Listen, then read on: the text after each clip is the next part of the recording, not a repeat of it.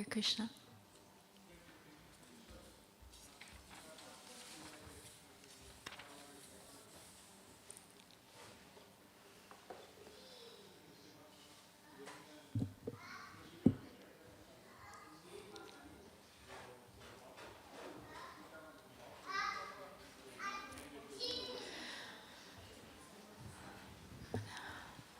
Hare Krishna, everyone. So we're just about to start class.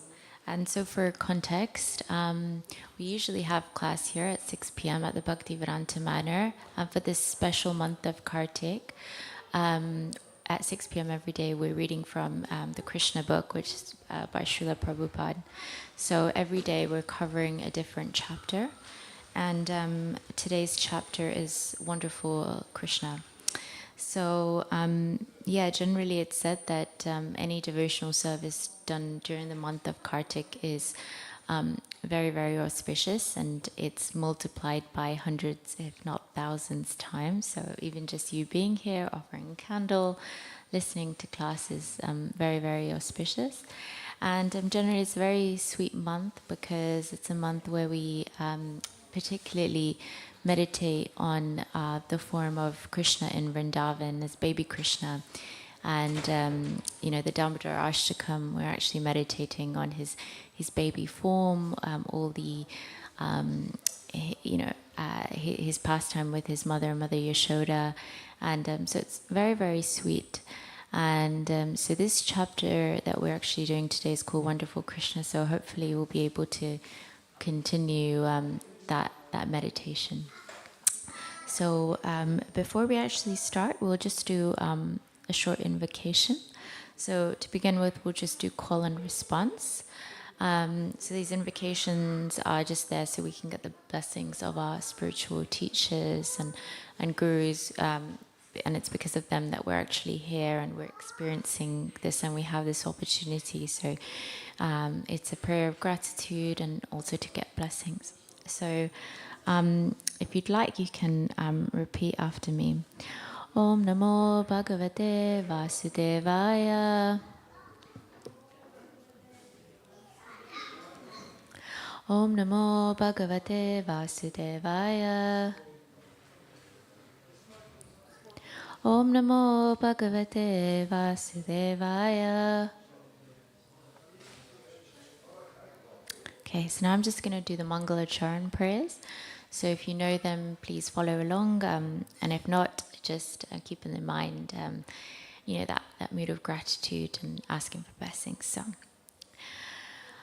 Om Jnanatimirandasya Gyananjana Shalakaya Chakshurun Militam Yena Tasmai Shri Guruve Namaha Shri Chaitanya Manobishtam Stapitam Yena Bhutale Swayam Rupa Kadamayam Tatati Swapadantakam Vandeham Shri Guru Shri Yuta Padakamalam Shri Gurum Vaishnavam Shri Rupam Sagarjatam Sahagana Raghunatam Vitam Tam Sajivam Sadvaitam Sarvadutam Parijana Sahitam Krishna Chaitanya Devam Shri Radha Krishna Padan Sahagana Lalita Shri Vishakha Vitamscha He Krishna Karuna Sindhu Dino Bandhu Jagatpate Gopesha Gopika Kanta Radha Kanta Namosate Tapta Kanchana Gorangi Radhe Vrindavaneshwari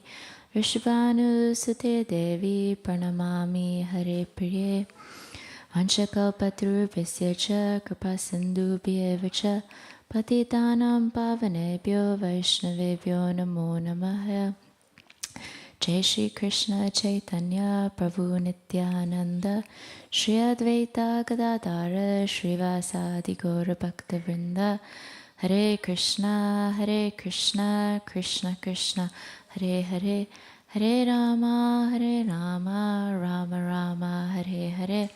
If everyone can repeat and say it louder together. Hare Krishna Krishna Krishna Hare Hare Hare Rama Rama Rama Hare Hare. Namo Vishnu Padaya Krishna Prasthaya Bhutale Srimati Bhakti Daswaminiti Namine Namaste Saraswati Devi Gauravani Pracharine Nirvishesha Shunyavadi Pasikitya Deshtarine. Okay, great.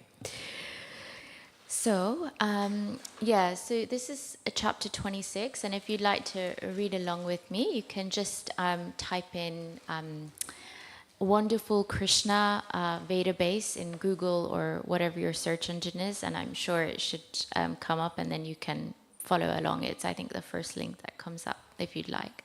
But otherwise, what I plan to do is just read paragraph by paragraph, and then we can just have a little discussion or whatever that, let's see how it goes. So just to set the context, so prior to chapter 26, for chapters 24 and 25, there were discussions of the pastime of the Govardhan Leela. So this is the pastime where Krishna picks up Govardhan Hill on his pinky finger. So it's actually the second longest pastime in this Krishna book, and it covers 4 chapters. So we covered the first two of the 4 on Sunday and yesterday, and today it's going to be the third one. So in the first part of the chapter, it was that Krishna, every year the residents of Vrindavan, they would perform a yagya to Indra.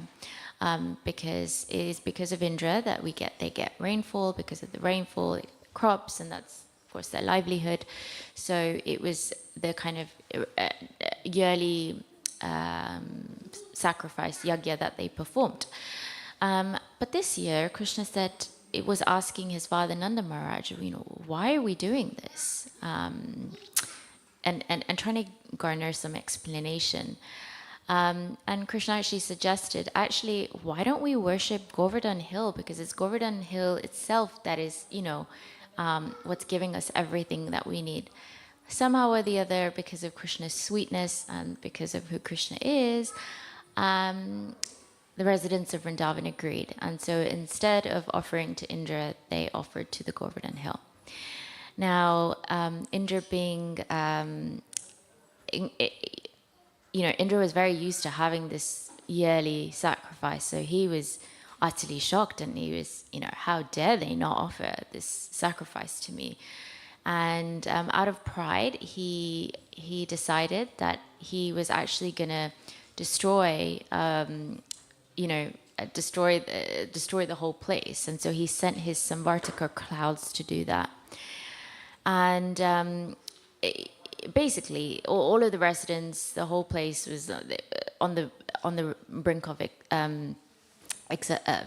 literally on the brink of death, and so all the residents went to Krishna, even though he was just a child, and they asked for protection, and that's exactly what Krishna gave them. So in response, he lifted the Govardhan Hill with his pinky finger. And he did that for 7 days. And it was said that those 7 days were just the most amazing, because in those 7 days, all the residents encountered very special kind of encounters with Krishna, and all in different ways. And despite, on the outside of the Govardhan Hill, they were getting slammed with rain and hail, but not just normal, the hail was the size of columns, so it was completely flooding the place. It was just impossible. But because of Krishna's grace, the residents didn't actually encounter any thirst, any kind of needs. All their needs were satisfied. They were completely comfortable. And so he did that for 7 days. Indra realized that he was, actually, this is the Supreme Personality. Who am I to be proud here? He's the one that gives me my power. So he backed down. So now then, in this chapter that we're about to read, is, the 7 days have happened, and it was amazing. But now the residents are just digesting, what actually just happened? Was it this little boy that actually carried the Govardhan Hill and protected us from what was actually impossible. So they're digesting, they're asking questions to Krishna's father, Nanda Maharaj, and so we'll read about that. So I was just doing a bit of context setting if you haven't tuned in on the other days. Okay, so we'll do maybe 2 chapters two paragraphs at a time. So I'll read. Okay. So without understanding the intricacies of Krishna, the Supreme Personality of Godhead, and without knowing his uncommon spiritual opulences, the innocent cowherd boys and men of Vrindavan began to discuss his wonderful activities, which surpassed the activities of all men. One of them said, "My dear friends, considering his wonderful activities, how is it possible that such an uncommon boy would come and live with us in Vrindavan? It is really not possible. Just imagine how he is now only 7 years old. How is it possible for him to lift Govardhan Hill in one hand and hold it up just as the king of elephants holds a lotus flower? To lift a lotus flower is a most insignificant thing for an elephant, and similarly Krishna lifted Govardhan Hill without exertion. When he was simply a small baby and could not even see properly, he killed a great demon, Putana. While sucking her breast, he also sucked out her life air. Krishna killed the Putana demon exactly as external time kills a living creature in due course. When he was only 3 months old, he was sleeping underneath a hand-driven cart, being hungry for his mother's breast. He began to cry and throw his legs upwards, and from the kicking of his small feet, the cart immediately broke apart and fell to pieces. When he was only 1 year old, he was carried away by the Trinavarta demon, disguised as a whirlwind, and although he was taken very high in the sky, he simply hung on the neck of the demon and forced him to fall from the sky and immediately die. Once, his mother, being disturbed by his stealing butter, tied him to a wooden mortar, and the child pulled it towards a pair of trees known as Yamala Arjuna and caused them to fall. Once, when he was engaged in tending the calves in the forest along with his elder brother Balaram, a demon named Bakasura appeared, and Krishna at once bifurcated the demon's beak. When the demon known as Vatsasura entered among the calves tended by Krishna with a desire to kill him, he immediately detected the demon, killed him, and threw him into a tree. When Krishna, along with his brother Balaram, entered the Talavan forest, the demon known as Dhenukasura, in the shape of an ass, attacked them and was immediately killed by Balaram, who caught his hind legs and threw him into a palm tree. Although the Dhenukasura demon was assisted by his cohorts, also in the shape of asses, all were killed, and the Talavan forest was then open for the use of animals and inhabitants of Vrindavan. When Pralambasura entered among Krishna's coward boyfriends, Krishna caused him to be killed by Balaram. Thereafter, Krishna saved his friends and cows from a severe forest fire, and he chastised the Kaliya demon in the lake of the Yamuna River and forced him to leave the vicinity of the Yamuna. He thereby made the water of the Yamuna poisonless. So yeah, sorry, that was quite a long paragraph. So I'll just start by saying, when I read this, if you'd like to participate, I'd love to hear what theme came out for you, or what kind of struck you.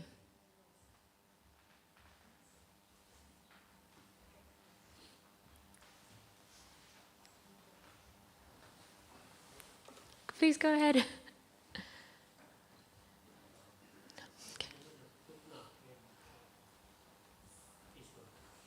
Okay, so the Putana demon really called out for you, and why was that?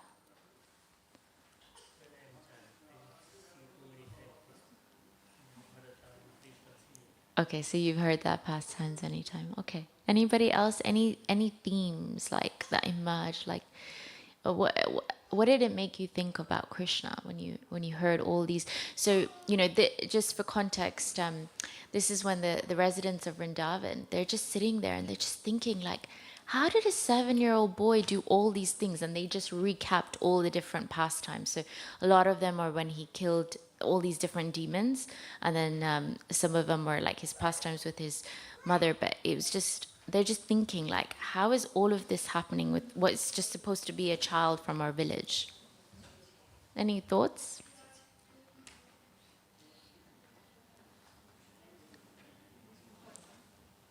Okay. So when I was thinking about this paragraph in particular, the first thing that came to mind was Krishna's inconceivable nature. So I think the two themes are quite connected: his inconceivable nature and his contradictory nature.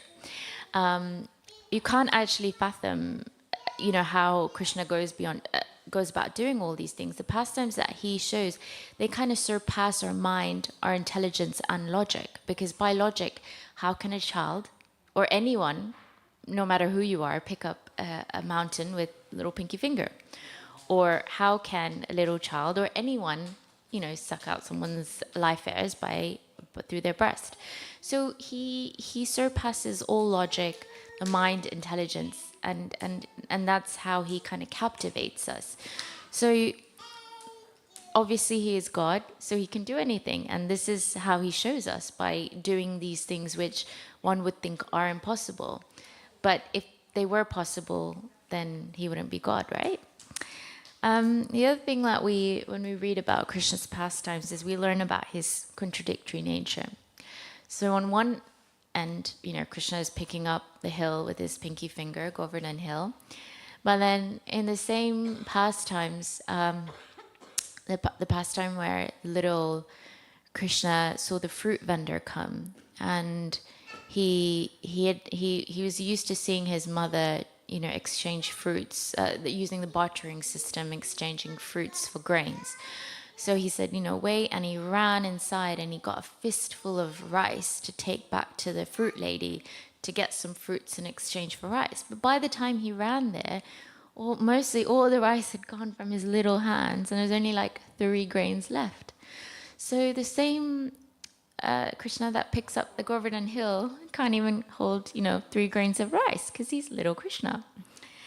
Another one is he's Bhavi Grahi Janardana, which means that he accepts the essence of the offering. He accepts our sincerity and purity with heart, which means that we don't necessarily even have to give Krishna anything, but just by thinking that I want to give this to Krishna, he accepts that as, okay, you've given it to me.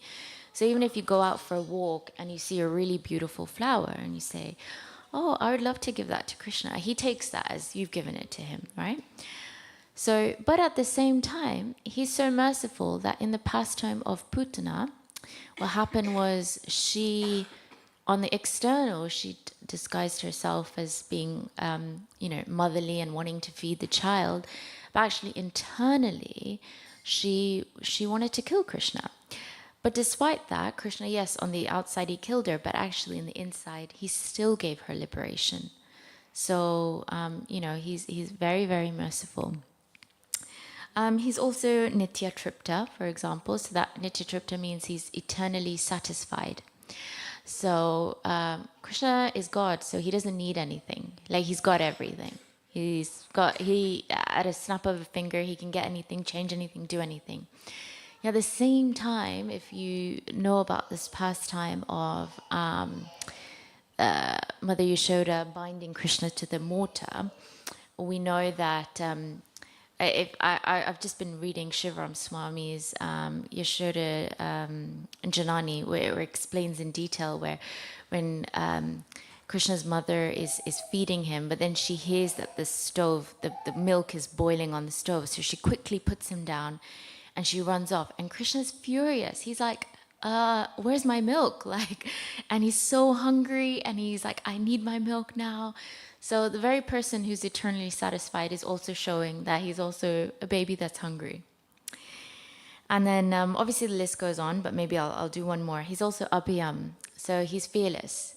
Fear personified is also scared of Krishna. He's fearless, he can do anything. But at the same time, when Mother Yashoda is actually she's trying to bind Krishna to the mortar, and in the process of binding him, she's actually chasing him. And when Krishna sees the stick that she's holding, which she's not going to hit him with, but she's just holding them to scare him, he's so scared. It's described in that book, Yashoda Janani. He's described as like, he's like, oh my God, she's going to hit me. I need to get rid of this. I need to pretend tears that she puts the stick away. So again, the very God that is shown as Abhayam, fearless, is we also see as fear. So what these pastimes and what this paragraph here is like bringing to mind is this like very this nature of Krishna, which is everything, which makes sense because Krishna is the source of all spiritual and material worlds. So it would make sense that he could be everything. He could be, and it's said, he could be the smallest of the small, the largest of the large. He could, he's everything. And through these pastimes, that's exactly what he's trying to show us, that he can be everything. And then, of course, the last theme which came to me when I was reading this paragraph is that Krishna is the protector and maintainer of his devotees. So in Vrindavan, the devotees did go through quite a lot. Demon after demon, Kamsa, loads of atrocities happening. But Krishna protected them through everything. So of course they had their scare, but they were taking then shelter of the 7-year-old boy, and they don't know how they were taking it, but they were, because Krishna was always saving them. So yeah, I mean, just hearing these pastimes, we can learn about his inconceivable nature, his contradictory nature. Well, I wouldn't call it contradictory, but he contradicts himself because he is everything, and you know how he's our protector and maintainer. So yeah, that was that paragraph. I'll move on to the next two. Another one of the friends of Nanda Maharaj said, "My dear Nanda, we do not know why we are so attracted by your son Krishna. We want to forget him, but this is impossible. Why are we so naturally affectionate towards him?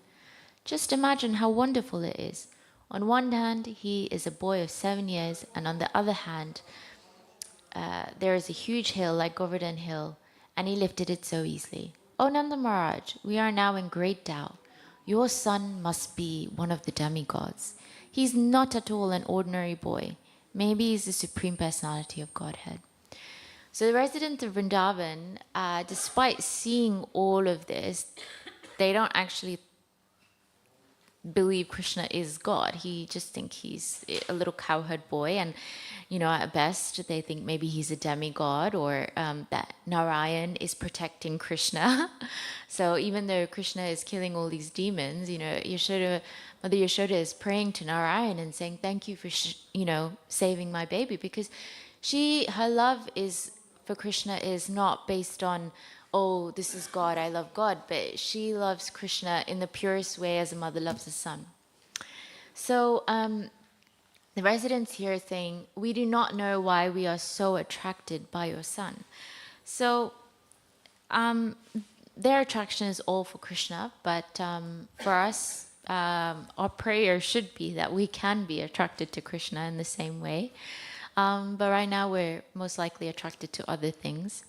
So does anyone want to share if there's like anything that they're attracted to? And I don't mean to say like you could say a car or something like that, but I mean more, it could be adjectives, or it could be more wider themes. Like, you know, maybe you're attracted to beauty, which naturally we all are. So anything like that? Anyone wants to share what they're attracted to?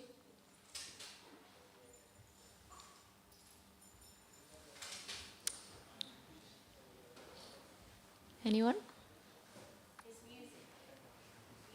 Yeah. Music. Yeah, we're attracted to music, to sound, which I think is part of beauty. Yeah. Anybody else?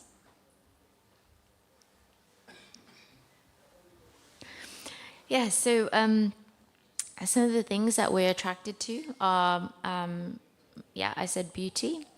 Then strength. We're attracted to people or things which are strong. We're attracted to wealth. So it could be people that are wealthy. It could be things that are precious, of value. We're attracted to that. We're attracted to knowledge. Learning. We're attracted to people who are very knowledgeable because we get to learn through them. We're attracted to fame. So, of course, we all know famous people, and somehow we all want to be around them, take selfies with them. So, we're attracted to fame. And then renunciation. So, an example of renunciation is, just those people who are able to renounce, who are able to live in that special way. We're intrigued by that. We're attracted by that. So, the thing is, those are described as the 6 opulences which Krishna has in full.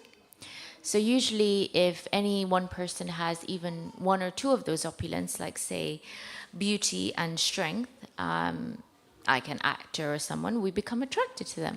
But see, Krishna has all 6 of those opulences that I just mentioned right now in full. So if anybody has any say knowledge or wealth, all of that, the source of that is Krishna's, and he's the kind of reservoir of all of that. And through his pastimes, he's actually exhibiting these 6 opulences for us, and that's how we become attracted to him. And that's why the residents of Vrindavan are attracted to Krishna, because they are experiencing these opulences, So for example, knowledge. They're attracted to Krishna because Krishna is the one that gives the highest knowledge in the Bhagavad Gita. On the battlefield of Kurukshetra, he is giving eternal knowledge to Arjuna. So that's one reason we can be attracted to him. Krishna is the wealthiest of the wealthiest. So Krishna married 16,108 wives, and therefore he had 16,108 palaces for each wife. And the palaces are described as being sort of out of this world. In a sense, they're kind of filled with marbles and jewels. All the furniture is made with ivory and gold. So that is Krishna's wealth. We're attracted to that. Fame. So yeah, Krishna is famous all over the world. 5,000 years later, we are still reading his books. We are still celebrating his pastimes. Krishna obviously in Vrindavan was very famous because he was so attractive and he was constantly saving all the residents. Strength. He kills all the demons. He literally, in just like one blow, he kills the strongest of the demons. So we're attracted to that. His beauty. There are multiple descriptions of Krishna's beauty, which is all attractive. Actually, Krishna itself means all attractive. Because he is God, he has infinite names, because he is infinite. But his kind of primary name is Krishna, which means all attractive. So that's him. Descriptions of his curly hair, his reddish lips, very, very beautiful. And then renunciation. So yeah, Krishna is the highest yogi. He, even in, we see that in a lot of that in Ramayana. When Lord Ram, to kind of teach us, he actually banishes Sita. That's a form of renunciation. Or Lord Chaitanya, when at the age of 24, he leaves his mother and his wife to actually take sannyas. So those are all the reasons, through his pastimes, Krishna is showing us who he is, and it's because the residents of Vrindavan are seeing these traits again and again, they're becoming attracted to him. And then they're wondering, oh, we can't forget about him. We're so attracted to him. So that's a little bit on attraction to Krishna. And I'll just kind of finish off by reading these last 2 paragraphs. So on hearing the praises of the cowherd men in Vrindavan, King Nanda said, "My dear friend, in reply to you, I can simply present the statements of Garga Muni so that your doubts may be cleared. When he came to perform the name-giving ceremony, he said that this boy descends in different periods of time, in different colors, different colors, and this time he has appeared in Vrindavan in a blackish color known as Krishna. Previously, he had a white color, so the white color was in Satyayug. Then a red color, the red color was in Dwapar Yug, and then a yellow color, which is in, he descends in Kali Yug. He also said that this boy was once the son of Vasudeva, and actually he said that everyone knows of his previous birth calls him Vasudeva. Actually, different qualities and activities. Sorry, I'm kind of losing my lines here. Apologies.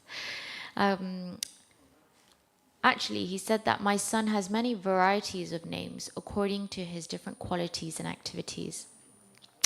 Gargacharya assured me that this boy would be all auspicious for my family and that he would be able to give transcendental, blissful pleasure to all the cowherd men and cows in Vrindavan. Even though we would be put into various kinds of different difficulties, by the grace of this boy, we would be very easily freed from them. He also said that formerly this boy saved the world from an unregulated condition and that he saved all honest men from the hands of dishonest thieves. He also said that any fortunate man who becomes attached to this boy, Krishna, is never vanquished or defeated by his enemy. So I'll read that again. So this is Garga Muni, who had foretold Nanda Maharaj about, Krishna.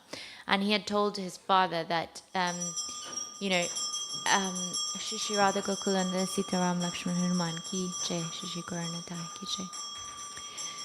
So he said that any fortunate man who becomes attached to this boy, Krishna, is never vanquished or defeated by his enemies. So if we become attached to Krishna, he's saying, we will never be defeated. We'll always be victorious.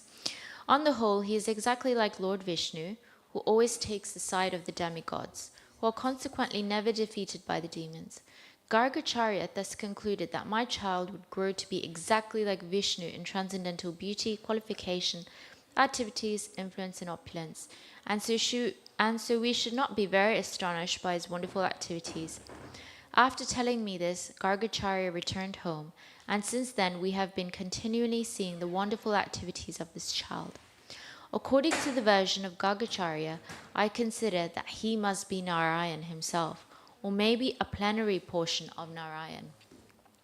When all the cowherd men had very attentively heard the statements of Gargacharya through Nanda Maharaj, they better appreciated the wonderful activities of Krishna and became very jubilant and satisfied. They began to praise Nanda Maharaj because by consulting him, their doubts about Krishna were cleared. They said, "Let Krishna, who is so kind, beautiful, and merciful, protect us." When angry Indra sent torrents of rain accompanied by showers of ice blocks and high wind, Krishna immediately took compassion upon us and saved us and our families, cows, and valuable possessions by picking up Govardhan Hill. Just as the child picks up a mushroom, he saved us so wonderfully. May he continue to glance mercifully over us and our cows. May we live peacefully under the protection of wonderful Krishna.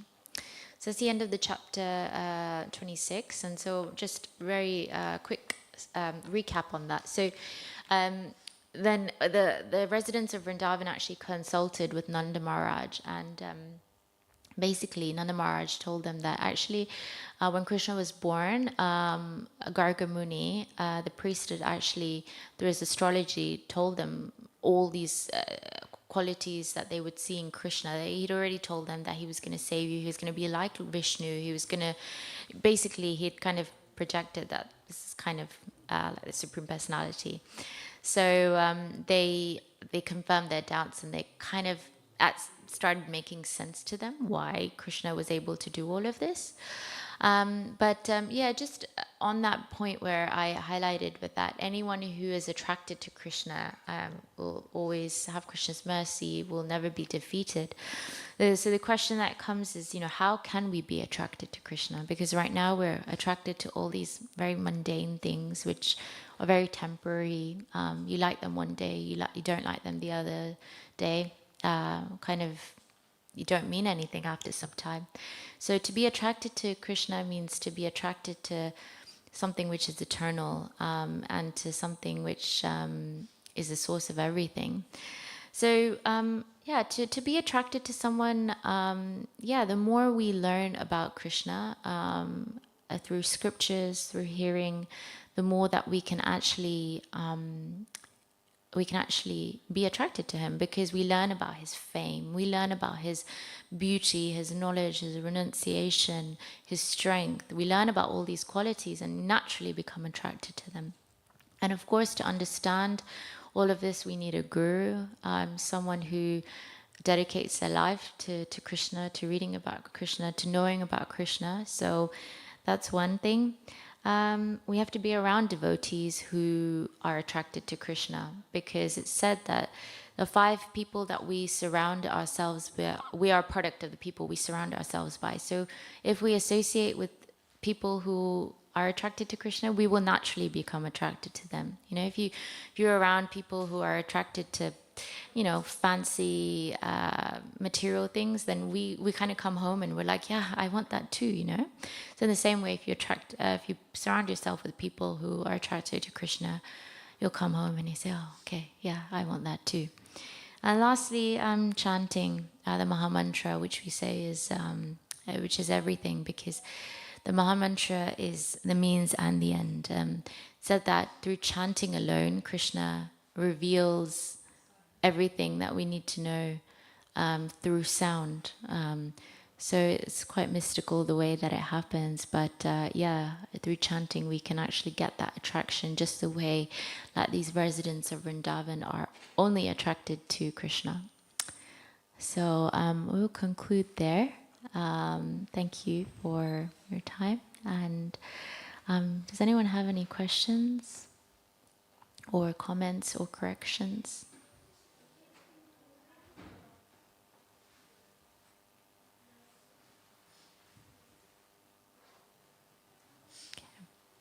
If not, I'll just say thank you so much for being here today at the Manor, and for giving me this opportunity to talk about Krishna. I'm very grateful. And yeah, we hope to see you soon. Hare Krishna.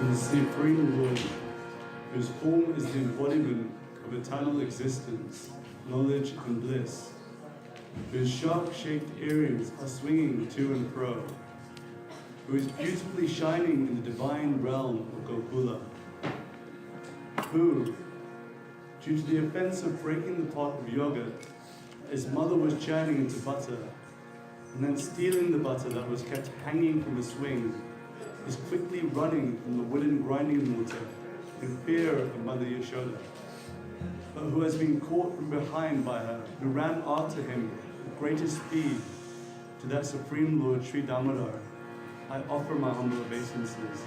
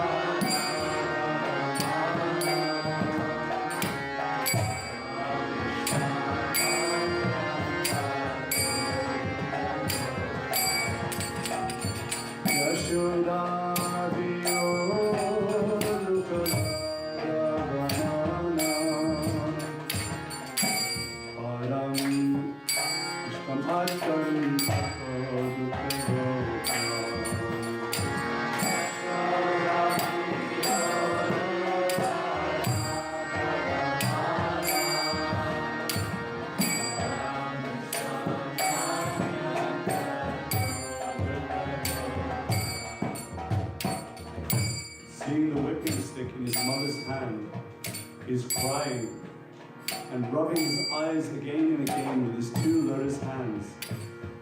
His eyes are filled with fear, and the necklace of pearls around his neck, which is marked with 3 lines like a conch shell, is shaking because of his quick breathing due to crying.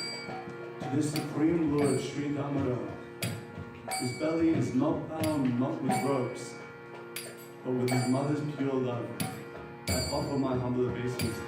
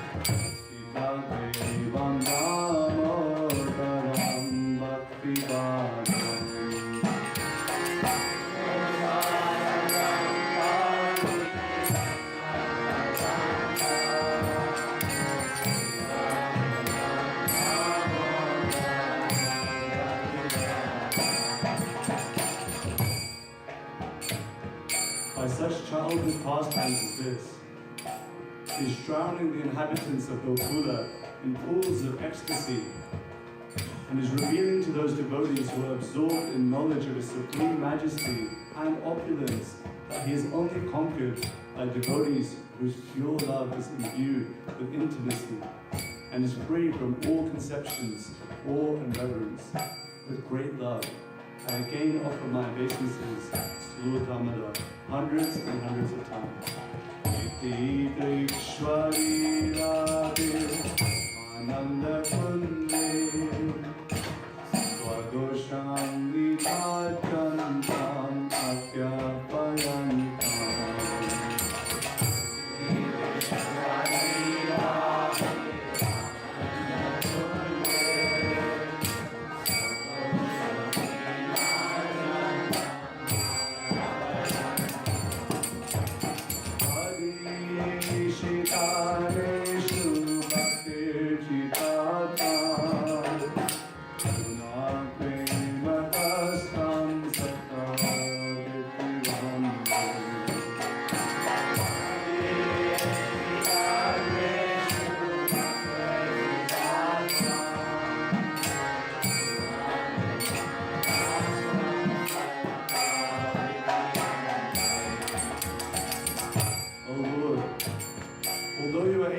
All kinds of benedictions, I do not pray to you for the boon of impersonal liberation, nor the highest liberation of eternal life in Vaikuntha, nor any other boon which may be obtained by executing the 9 processes of bhakti. O Lord, I simply wish that this form of yours as Bal Gopal in Vrindavan may ever be manifest in my heart. For what is the use to me of any other boon besides this? Arangeva mokshana mokshavadimba Majanyam viveham varisharatim.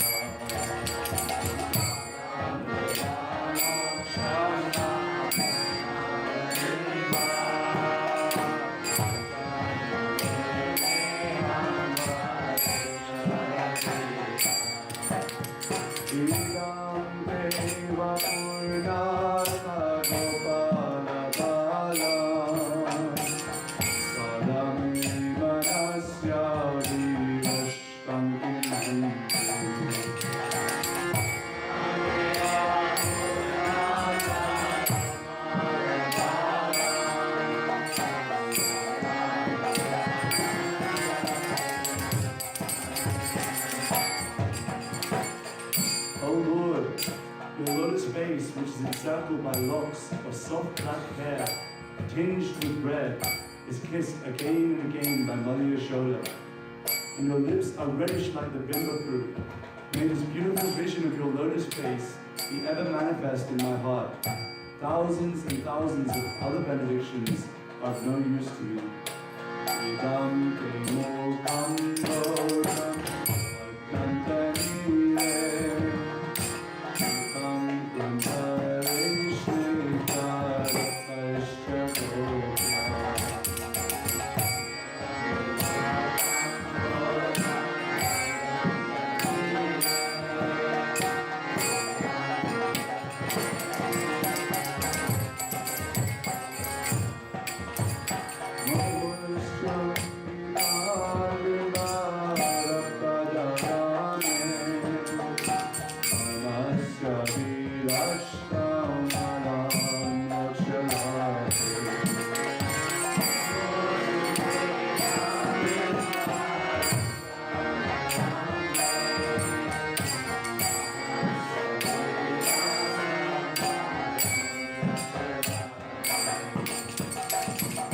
O Supreme Godhead, I offer my obeisances unto you.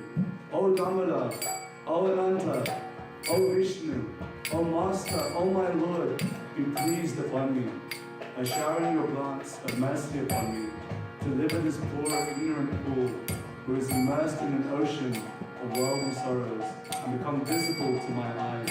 Namo Devaya Damodar, Nanda Vishnu,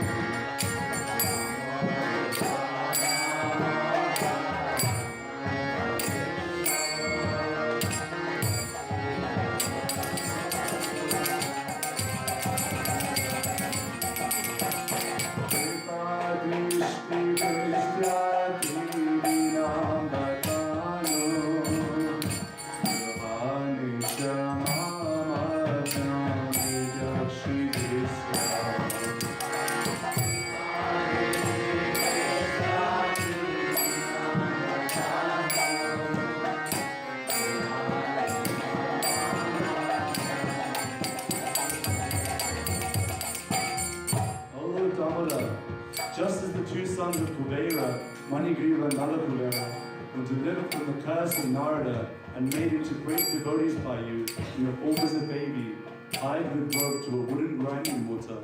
In the same way, please give me your own frame of bhakti. I only long for this and have no desire for any kind of liberation.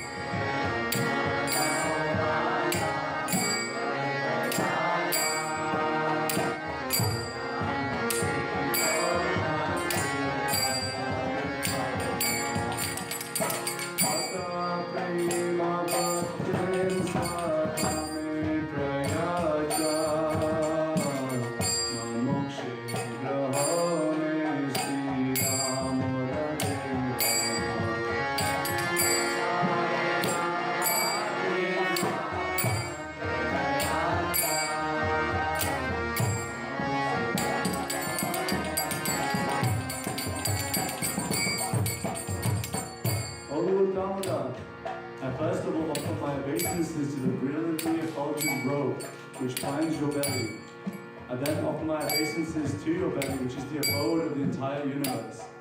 I humbly bow down to your most beloved Srimati Radharani, and I offer all obeisances to you, the Supreme Lord, who displays unlimited pastimes. Namaste Sudame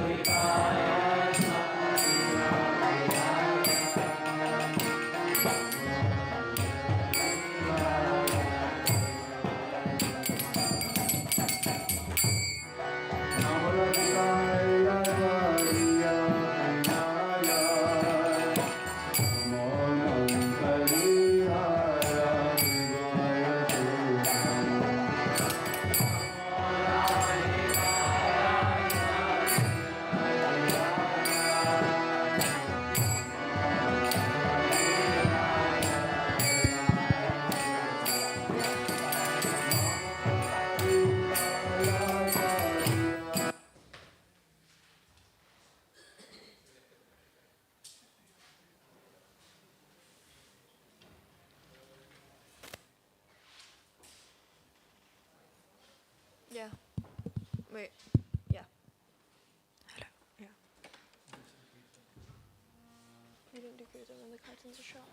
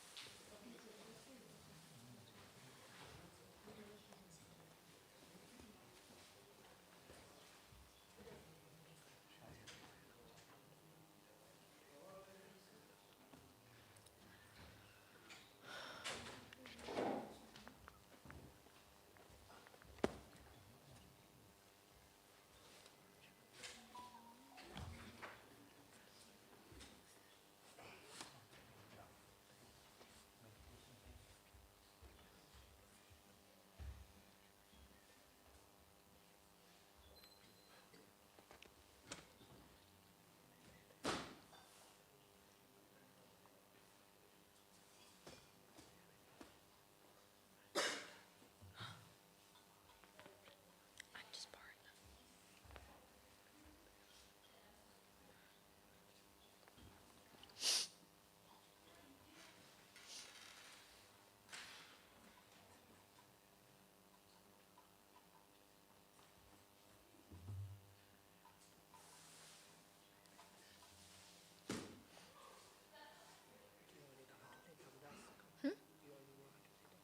No, I know other things.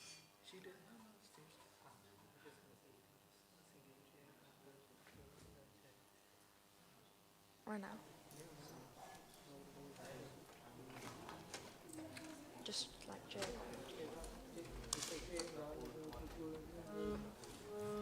Jaya Radha Gokulananda, Radha Gokulananda, Radha Gokulananda, Radhe Radhe. Radha Gokulananda, Radha Gokulananda, Radha Gokulananda, Radhe Radhe. Jaya Radha Gokulananda, Radha Gokulananda, Radha Gokulananda, Shri Radhe.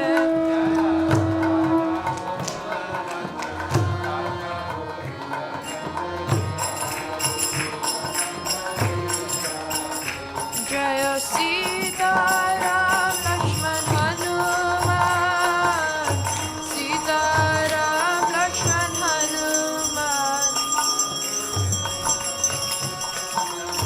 Hanuman Jai Sita Ram Lakshman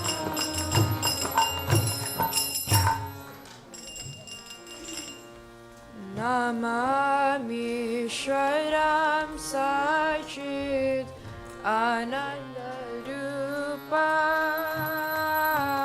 Lasat Gun Dalam Gokule Bhajamanam Namami Sharam Sachit Ananda Rupam